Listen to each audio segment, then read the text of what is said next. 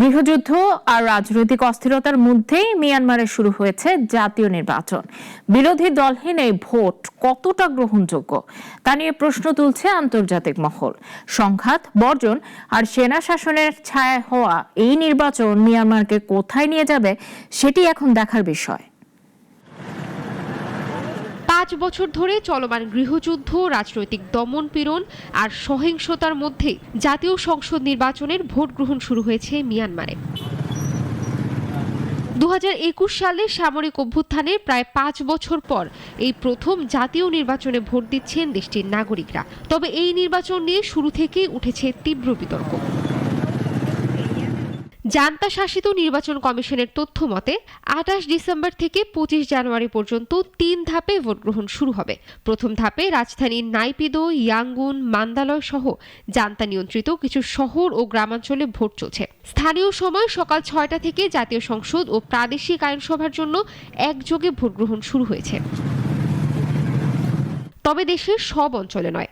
বিদ্রোহী গোষ্ঠীর নিয়ন্ত্রণে থাকা বহু এলাকা ও প্রদেশে ভোট গ্রহণ হচ্ছে না। ৩৩০টি টাউনশিপের মধ্যে ২৬৫টিতে ভোটের পরিকল্পনা থাকলেও এর বড় একটি অংশে জান্তার পূর্ণ নিয়ন্ত্রণ নেই।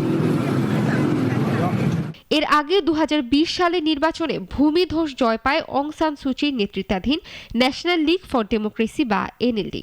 কিন্তু নির্বাচনে কারচুপির অভিযোগ তুলে ২০২১ সালের ১ ফেব্রুয়ারি সামরিক বাহিনী ক্ষমতা দখল করে। এরপর সুচি সহ এনএলডির শীর্ষ নেতাদের গ্রেফতার করা হয়। ২০২৩ সালে দলটিকে আনুষ্ঠানিকভাবে বিলুপ্ত ঘোষণা করা হয়। ফলে এবারের নির্বাচনে এনএলডি সহ অধিকাংশ প্রধান রাজনৈতিক দল অংশ নিচ্ছে না। নির্বাচনী মাঠে সবচেয়ে প্রভাবশালী দল হিসেবে রয়েছে সামরিক বাহিনীর সমর্থনপুষ্ট ইউএসডিপি। অন্যদিকে জান্তা বিরোধী সশস্ত্র গোষ্ঠীগুলোর সঙ্গে সেনাবাহিনীর সংঘাতে বর্তমানে দেশের প্রায় ১/৩ এলাকা বিদ্রোহীদের নিয়ন্ত্রণে। বাংলাদেশের সীমান্তবর্তী রাখাইন প্রদেশও এর অন্তর্ভুক্ত। এই পরিস্থিতিতে নির্বাচন আয়োজনকে অবিশ্বাসযোগ্য বলে আখ্যা দিয়েছে জাতিসংঘ ও মানবাধিকার সংস্থাগুলো। তাদের মতে সহিংসত ও দমনপীড়নের পরিবেশে জনগণের স্বাধীন ও অর্থবহ অংশগ্রহণ সম্ভব নয়।